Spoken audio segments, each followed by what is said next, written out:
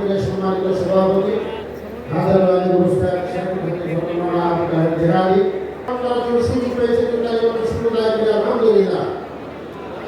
আমরা যে সুযোগ আমাদের এখানে আসতে রসুলের সিরাত আলোচনা করার সুযোগ হয়েছে, তাদের অত্যন্ত পরিশ্রমে, যাদের চেষ্টা আমরা বাংলাদেশে এই উন্মুক্ত ময়দানে রসুলের সিরাত এবং কোরআনের আলোচনা করার সুযোগ পেয়েছি।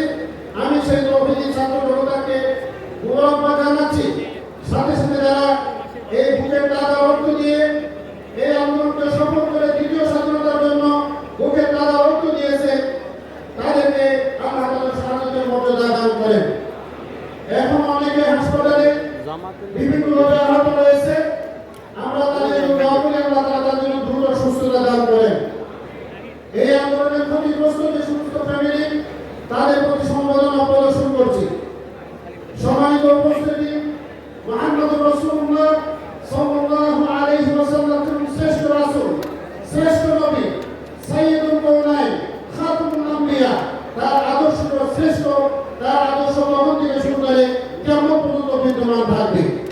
আমরা জানি একটি সুন্দর সমৃদ্ধশালী সুসংযুক্ত জুলুমমুক্ত একটি জনকল্যাণকর রাষ্ট্র প্রতিষ্ঠার জন্য প্রয়োজন একদল বাহিনী। একটি দল, যে দল হবে রাসূল পাক সাল্লাল্লাহু আলাইহি ওয়াসাল্লামের আদর্শে আদর্শবান। মানুষের মৌলিক অধিকারসমূহ খাদ্য, বস্ত্র, বাসস্থান, শিক্ষা, চিকিৎসার ক্ষেত্রে রাসূলের যে আদর্শ রয়েছে, সেই আদর্শে তারা আদর্শবান হবে।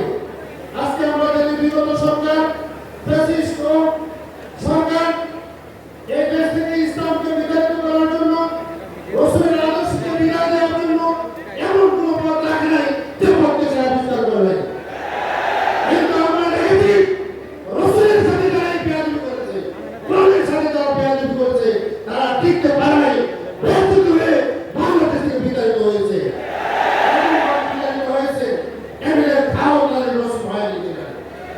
সম্মানিত দিনী ভাইয়া, তৌহিদি জনতা, যদি আজকে আমরা রাসূলের আদর্শ হয়, আমরা কথা আলোচনায় ব্যক্তি জীবন থেকে রাষ্ট্রীয় জীবন পর্যন্ত রাসূলের আদর্শকে বাস্তবায়ন করতে পারি, তাহলে আমাদের এই ছাত্রতা বুকের তাজা রক্তের বিনিময় হয়তো আমরা কিছু দিতে পারবো।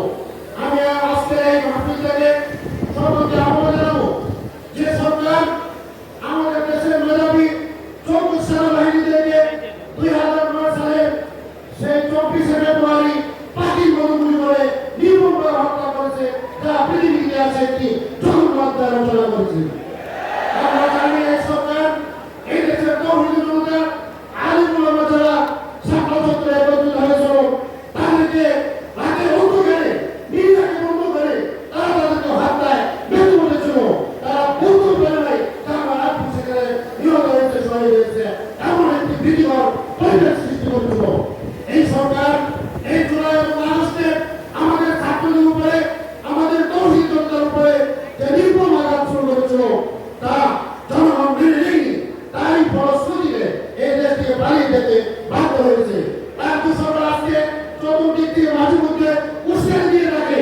আমরা আজকে এখান থেকে পরিষ্কার জানতে চাই, তোমাদের নেতাকে যেভাবে এই দেশ থেকে বিতাড়িত করা হয়েছে, তোমাদের বিতরণ হবে, তোমাদের বিতরণ হবে, তোমরা বিতাড়িত হবে আরো ভয়াবহ পরিস্থিতিতে। সুতরাং সাবধান হয়ে যাও। আমি আজকে এই সিরাত মাহফিল থেকে সম্মানিত তৌহিদি জনতা এবং দায়িত্বশীল সকলকে এই আহ্বান জানাবো যে আল্লাহর জমিনে আল্লাহর দ্বীন প্রতিষ্ঠা হবে।